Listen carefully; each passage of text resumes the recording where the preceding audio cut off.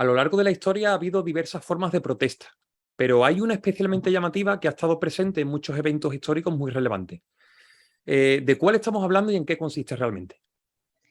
Bien, esta forma de protesta o de lucha o de hacer frente, digamos, al conflicto sería la no violencia. Bien, la no violencia es básicamente, en los grandes rasgos, una forma de afrontar los conflictos. Los conflictos que son inevitables en la vida del ser humano, cada día nos enfrentamos a ellos, en nuestra vida diaria, en el trabajo, en el colegio, donde sea. Pueden enfrentarse de tres maneras básicas. Por un lado, la manera, digamos, pasivamente y tratando de evitar ese conflicto, no enfrentarse a él. La segunda manera sería por medios pacíficos y la tercera por medio de la violencia. Entonces, la no violencia sería un modo pacífico de hacer frente a los conflictos. El nombre de no violencia puede muchas veces a lo mejor inducir a error porque puede hacernos pensar que es un modo pasivo, ¿no?, de hacer frente a un conflicto, pero realmente es todo lo contrario, es un método muy activo. Pero bien, voy a definir ahora qué es realmente la no violencia, porque no es solo una forma de enfrentarse a un conflicto. Puede definirse desde dos puntos de vista. Desde un punto de vista, digamos, más teórico, un punto de vista moral, como una forma de estar en el mundo, un modo de, digamos, de vivir, que conlleva evitar en lo posible el sufrimiento de los demás, hacer el menor daño posible a los demás y siempre de manera pues, no intencionada. Y luego, desde un punto de vista más pragmático, más utilitarista, como un conjunto de métodos, de estrategias, de técnicas no violentos que se utilizan o a los que se recurre para hacer frente a un conflicto, poner fin a una injusticia o protestar contra algo con lo que no estamos de acuerdo. Esto incluiría cosas que realmente están en nuestra vida cotidiana, ¿no?, y que conocemos muy bien, como las huelgas, las manifestaciones, los boicots económicos, la huelga de hambre, cosas que tenemos muy, muy cerca, pero que a lo mejor no le dábamos un nombre. Eso sería la no violencia. Luego, en cuanto a por qué es interesante, a mí desde el punto de vista de la historia, ¿no?, yo soy historiadora, siempre he visto cómo en la historia, tanto en el colegio, en el instituto, como luego en la carrera, la guerra y la violencia se presentaban como algo muy naturalizado, ¿no?, que tenemos muy interiorizado y que parece casi como inevitable a la hora de resolver los conflictos, sobre todo hablando históricamente. Y cuando me hablaron de la no violencia en la carrera, en una asignatura de historia contemporánea, me pareció muy interesante cómo había momentos en la historia en los que se había recurrido a métodos pacíficos para poder conseguir cambios muy grandes, ¿no? De hecho, la mayor parte de los conflictos que se presentan en nuestra vida se resuelven de manera no violenta, sin recurrir a la violencia. Entonces me pareció muy interesante y lo que más me llamó la atención fue cómo la no violencia, los métodos pacíficos de resolver conflictos, dan cabida a una participación muy amplia de la gente. Es decir, cualquiera, la ciudadanía de a pie puede, digamos, intervenir en un conflicto o conseguir grandes cambios por medios pacíficos, sin recurrir a la violencia, sin participar en una guerra, que es algo que está, digamos, más cerrado a la participación. Entonces fue lo que más me llamó la atención de la no violencia. Interesante, Inés. ¿Y algún ejemplo concreto de la historia que pudieras mencionar en el que esta violencia o, bueno, esta forma de protesta no violenta haya tenido un papel importante?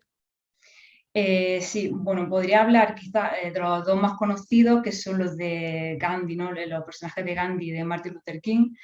Gandhi, mediante métodos no violentos, como la desobediencia civil o marchas pacíficas, consiguió muchos adeptos en su lucha por la emancipación de la India.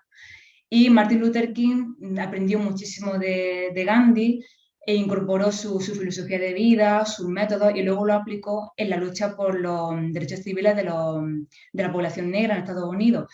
Quizá uno de los episodios más conocidos de la lucha no violenta es el boicot contra una compañía de autobuses en Montgomery, en Alabama, que segregaba a la población negra de la población blanca y se les prohibía sentarse en el autobús, tenían que ir siempre de pie. Entonces se llamó un boicot de la población negra contra esa compañía de autobuses. Aquello se fue generalizando en Estados Unidos, tuvo muchísimo eco internacional y se logró visibilizar esa lucha de la población negra por los derechos civiles. Y de hecho, Martin Luther King es mundialmente conocido por eso. También podría hablar de casos mucho más desconocidos. Las mujeres, por ejemplo, como colectivo, han tenido mucha participación en la lucha no violenta. Se me ocurre, por ejemplo, un grupo pacifista que surgió en Colombia, que se llama la Ruta Pacífica de las Mujeres. Estaba formado por mujeres de varias regiones de Colombia que querían poner fin a la guerra civil colombiana, una guerra en la que se vio sumida Colombia durante muchos años, y ellas iban recorriendo en caravana diferentes regiones del país muy afectadas por la guerra, y conforme iban parando, iban reclutando a mujeres de aquella región, mostrándoles su apoyo y realizando, por ejemplo, manifestaciones, vigilias, pintando murales, realizando obras teatrales de temática pacifista. Y aunque parezca que son técnicas que a priori pueden parecer una tontería o muy poco efectivas, poco a poco fueron logrando, en primer lugar, visibilizar la situación de las mujeres en el conflicto colombiano. En segundo lugar, mostrando su apoyo y reclutando a más mujeres para esa causa. Y en tercer lugar, lo más importante, lograron llevar esas reivindicaciones a la mesa de negociación por la paz, que puso fin al conflicto civil en Colombia. Ese sería otro ejemplo. También ha habido en Liberia, en África, que se vio muy afectada por guerras civiles entre los años 90 y 2003. Hubo también un grupo de mujeres liberianas que poco a poco y mediante medios muy graduales fueron mostrando su rechazo a esa guerra, primero mediante manifestaciones, saliendo vestidas de blanco a la calle, con pancartas, y más adelante lo que hicieron fue ejercer presión sobre los hombres que estaban negociando la paz para evitar que saliesen de la habitación en la que estaban negociando esa paz hasta que no consiguiesen un acuerdo.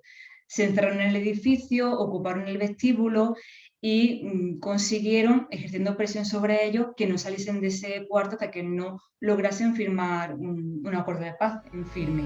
Con lo cual tenemos muchos ejemplos más conocidos y menos conocidos en historia reciente.